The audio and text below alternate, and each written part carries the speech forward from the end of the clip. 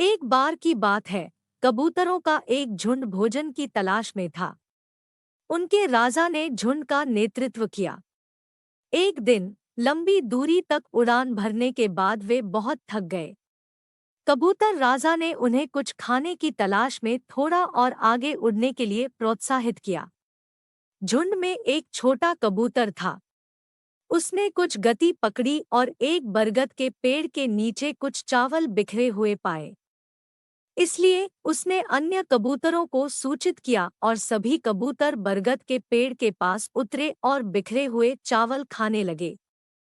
अचानक कबूतरों के ऊपर जाल गिर गया और वे सभी फंस गए।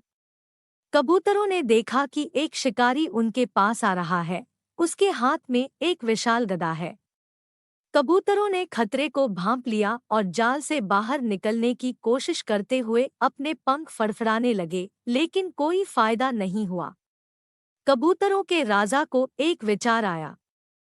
उसने सभी कबूतरों को अपने साथ जाल लेकर एक साथ उड़ने को कहा। राजा ने कहा कि एकता में ताकत है और जब सभी मिलकर काम करेंगे तो हम भी अपने साथ जाल को ऊपर उठा सकेंगे। प्रत्येक बड़े और छोटे कबूतर ने जाल का एक हिस्सा उठाया और वे एक साथ शिकारी के जाल को अपने साथ लेकर उड़ गए। शिकारी ने आश्चर्य से ऊपर देखा लेकिन वह कुछ नहीं कर सका। उसने उनका पीछा करने की कोशिश की, लेकिन पक्षियों का झुंड पहाड़ियों और घाटियों पर ऊंची उड़ान भर रहा था। वे मंदिरों के शहर के पास एक पहाड़ी की ओर उड़ गए जहां एक चूहा रहता था। वे जानते थे कि चूहा ही उनकी मदद कर सकता है, क्योंकि वह कबूतर राजा का वफादार दोस्त था। चूहे ने कबूतरों के झुंड की तेज आवाज सुनी। वह छिप गया।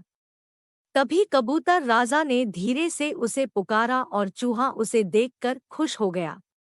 राजा ने बताया कि कैसे वे एक जाल में फंस गए थे और चूहे को अपने तेज दांतों से जाल कुतरकर उन्हें मुक्त करने की जरूरत थी। छोटा चूहा यह कहते हुए सहमत हो गया कि वह पहले कबूतरों के राजा को आजाद करेगा। राजा ने जोर देकर कहा कि पहले उसे अपनी प्रजा को आजाद करना होगा और फिर राजा कोडो चूहे ने राजा की भावनाओं को समझा और उसकी इच्छा से सहमत हो गया।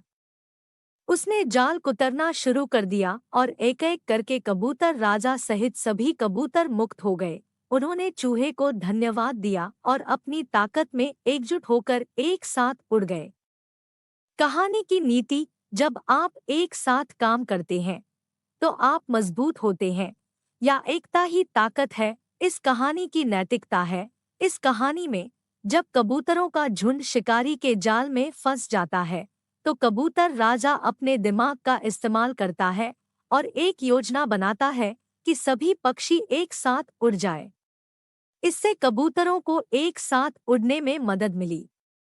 यदि कबूतर राजा के मन में यह विचार न आता तो शिकारी कबूतरों को पकड़ लेता।